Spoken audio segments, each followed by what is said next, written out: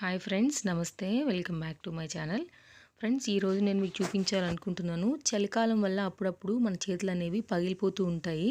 So మనం రకరకాల పనులు చేస్తున్నప్పుడు ఆ పనుల వల్ల అంటే ఎలాగంటే పీతాంబరితో మనం ఇత్తడి సామాను తోముతాం కదా, అది ఒక నల్లగా అవి మడ్డి విడిచినప్పుడు ఆ వస్తువులు అవి మన ఫింగర్స్ లోపలికి వెళ్ళిపోతూ ఉంటాయి.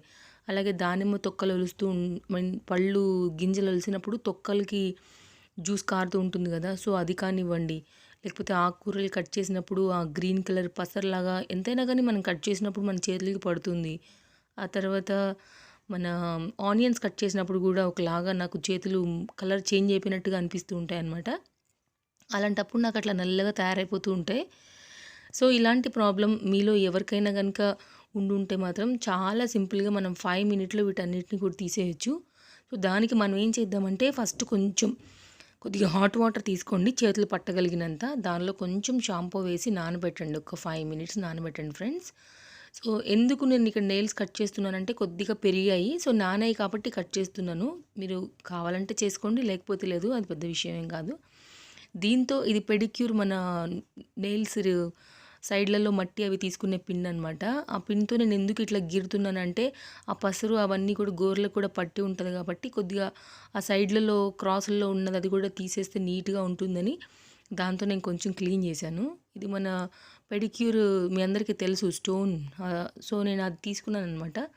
ఇప్పుడు చూడండి, 5 మినిట్స్ మనం చేతులు నీళ్ళలో నానబట్టి మెత్తబడిపోతాయి కదా. ఇప్పుడు దీంతో కనుక మనం ఇట్లా ప్రెస్ చేసి తోమినట్లయితే కనుక దాంట్లో ఉన్న మడ్డంతా కూడా వెళ్ళిపోతుంది, చూసారా. సో ఇది చూడండి, పక్కన అలాగే ఉంది, ఇది మాత్రం నీట్గా అయిపోయింది. సో ఏంటంటే మీరు ఒక 10 డేస్కి అట్లా చేయండి. ఓన్లీ వింటర్ సీజన్ మనం కొంచెం స్కిప్ చేసామంటే మిగిలిన కాలాల్లో ఓకే. కొంతమందికి ఏంటంటే బాడీలో ఓవర్గా హీట్ ఉండటం వల్ల కూడా పగిలిపోతూ ఉంటాయి. సో అట్లాంటప్పుడు కొద్దిగా మెయింటైన్ చేస్తే చూడటానికి బాగుంటాయి. సో ఏంటంటే అది తెలుసు మనకి, అది మట్టి కాదు, మురికి కాదు, సో చేతులు పగిలిపోవటం వల్ల అని. కానీ చూసే వాళ్ళకి అంత బాగుండదు కాబట్టి కొంచెం మెయింటైన్ చేసుకుంటే సూపర్ అయిపోతాయి చేతులు కూడా. ఫ్రెండ్స్, మీరు నా ఛానల్ని సబ్స్క్రైబ్ చేయడం అస్సలు మర్చిపోకండి. వీడియో బాగుంది అనుకుంటే కనుక ఖచ్చితంగా కామెంట్ అండ్ లైక్ నాకు తప్పకుండా ఇవ్వండి. తర్వాత దీన్ని మీరు అన్ని పనులు అయిపోయిన తర్వాత చేయండి ఫ్రెండ్స్. ఎందుకంటే మనం కొంచెం సేపు చేతులు నీళ్ళల్లో నానపెడతాము, తర్వాత కొంచెం సేపు స్క్రబ్ చేస్తాం. ఎలా లేదన్నా మన చేతులు మినిమం ఒక 15 మినిట్స్ వరకు దీనిలో నానుతూ ఉంటాయి కాబట్టి చేతులు కొంచెం ఎంతైనా కూడా డ్రై అయిపోతూ ఉంటాయి అన్నమాట. సో మనం ఇదంతా అయిపోయిన తర్వాత ఈ ప్రాసెస్ లాస్ట్కి మనం వ్యాజ్లైన్ కొద్దిగా పెడతాం కదా, మళ్ళీ వెంటనే నీళ్ళల్లోకి వెళ్ళిపోయే పనులు ఏం పెట్టుకోకండి. సో టోటల్గా వర్క్ అయిపోయిన తర్వాత మినిమం ఒక 1 అవర్ రెస్ట్ దొరికేలాగా వ్యాజ్లైన్ రాసిన తర్వాత అట్లా చూసి మీరు టైం సెట్ చేసుకుని ఇలా చేసుకోండి అనమాట. సో ఇమీడియట్గా వెళ్తే అప్పుడు దాకా నీళ్ళలో నానున్నాయి అనేసి చెప్తున్నాను.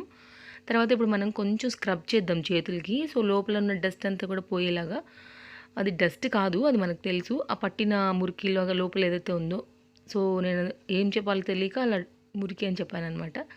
కొంచెం బియ్యపిండి, కొంచెం అంత బొంబాయి రవ్వ, కొంచెం పాలు పోసాను. మూడింటిని పోసి కలిపిన తర్వాత మనం కొంచెం స్క్రబ్ చేశాను అనమాట. సో స్క్రబ్ అయిపోయిన తర్వాత చేతులు పూర్తిగా కడిగేసేసుకుంటే, చేతులు మంచినీళ్ళతో వెళ్ళి కడుక్కుంటే కనుక నీట్గా అయిపోతాయి. చూడండి,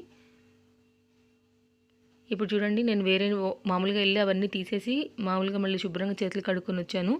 సో చేతులు చాలా నీట్గా అయిపోయినాయి. సో ముందు ఇలా ఉంది, ఆఫ్టర్ 15 మినిట్స్ తర్వాత నీట్గా అయిపోయినాయి. ఇప్పుడు కొద్దిగా కనుక మనం వ్యాజ్లైన్ రాసుకుని నెయిల్ పాలిష్ కానీ ఏదైనా మీకు నచ్చిన కలర్ వేసుకోండి. సో సూపర్ అయిపోతాయి అనమాట. ఓకేనా ఫ్రెండ్స్, మరో వీడియోతో మళ్ళీ మనం తప్పకుండా కలుద్దాం ఫ్రెండ్స్. బాయ్ మరి.